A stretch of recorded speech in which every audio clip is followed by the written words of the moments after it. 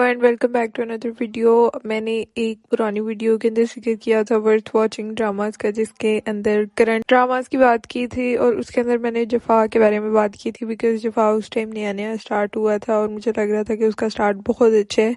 Even mid तक भी जफ़ा बहुत अच्छा जा रहा था, बट अब जफ़ा चूँकि रिसेंटली ख़त्म हो गया, so I was like discussed about it a little bit. So I hope कि आप लोगों में से बहुत सारे लोगों ने शायद वो देखा होगा। और उसकी स्टोरी काफ़ी अच्छी जा रही थी, स्टार्ट बहुत अच्छा हुआ था, मिड तक भी काफ़ी अच्छा था। आप लोगों को करेक्टर्स के अंदर इंटरेस्ट था, सारे चारों करेक्टर्स के अंदर।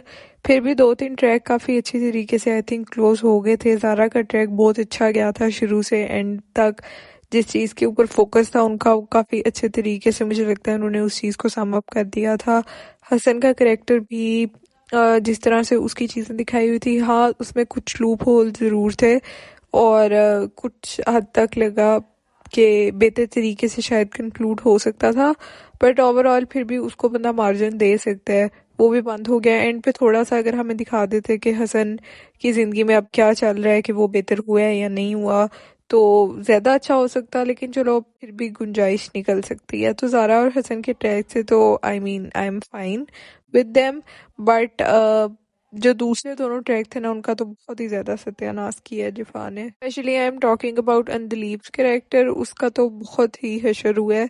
अंदलीप के कैरेक्टर के साथ कोई सिंपथी अटैच नहीं हुई ऑडियंस की, क्योंकि आप और वो ना पहले मेच्योर थी ना बाद में थी। और तो बाद में ऐसे दिखाया जा रहा था जैसे वो अब काफी सेंसिबल हो गई है, लेकिन वो नहीं थी। उसकी हरकतों की कोई सेंस नहीं थी बनती। ठीक है, अगर उसने अपने लाइक शोहर को पकड़ लिया था कि उसने टेस्ट कराया है, तो चीज़ों को बेहतर तरीके से हैंडल कर सकती थी, बात की जा सकती थी कि क्या प्रॉब्लम है, या जिस तरह से भी।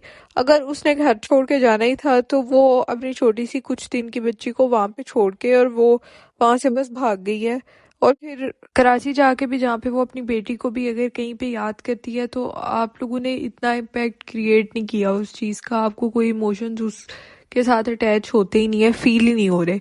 अगर वो वापस आ गई है तो फिर अजीब सी बात कि अब ठीक है, अब ज़ारा बाजी की और नुमैर की शादी करा दे, मतलब सेंस नहीं बन रही कैरेक्टर की। आपको बल्कि नुमैर पे तरस आता रहता है, ज़ारा वो सॉरी अंदलीप पे तो बिल्कुल नहीं आता।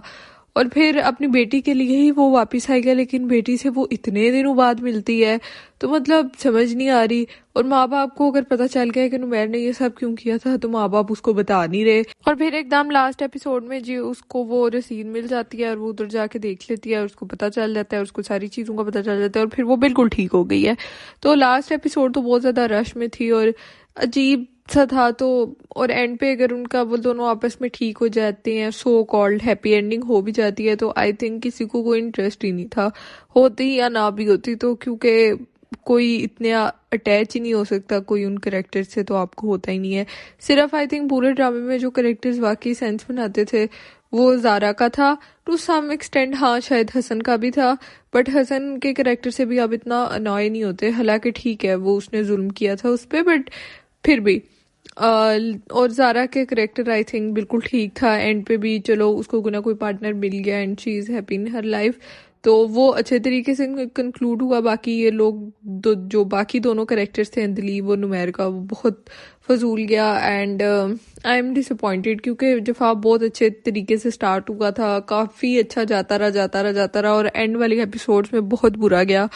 So yeah, that's it for the video, guys. If you like my videos, and subscribe to my channel, and I will see you guys in another video with another topic. Allah Hafiz.